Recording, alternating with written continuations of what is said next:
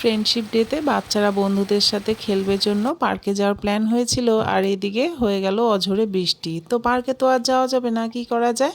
ওদের এই গ্রুপের এক বন্ধুর বাড়িতে আমরা না বলে সাডেনলি চলে যাই। নক নক কর, নক নক কর।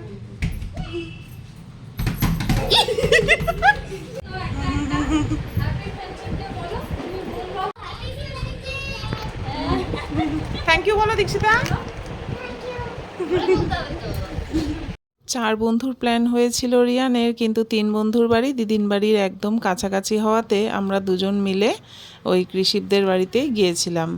তো বাচ্চাদের জন্য চকলেট, চিপস এগুলো নিয়ে যাওয়া হয়েছিল, আর সবাই সবাইকে ফ্রেন্ডশিপ ডে উইশ করলো।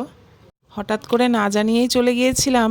বাচ্চারা যেহেতু ফ্রেন্ড, বাচ্চার মায়েরা আমরাও হয়ে গেছি ফ্রেন্ড, কিন্তু ওরা বেশ মজা পেয়েছে। সেই ভিডিওটা, রিয়াকশান ভিডিওটা ভেবেছিলাম যে তুলবো, সেটা আর তোলা হয়নি, তাই দিতে পারলাম না। আর বাচ্চারা তো যেখানে একসাথে হবে সেখানে মানে মজা আড্ডার শেষ নেই। বলো তোমরা এখানে কোথায় আসছো বলো তো দীক্ষিতা? কৃষিবের বাড়িতে। তো এইভাবে বাচ্চাদের সাথে বাচ্চার মায়েরাও ফ্রেন্ডশিপ ডেটা এনজয় করলাম। তোমাদের ভিডিওটা কেমন লাগলো জানিও, আর ভালো লাগলে লাইক করে দিও। তো টাটা, আবার দেখা হবে নতুন ভিডিও।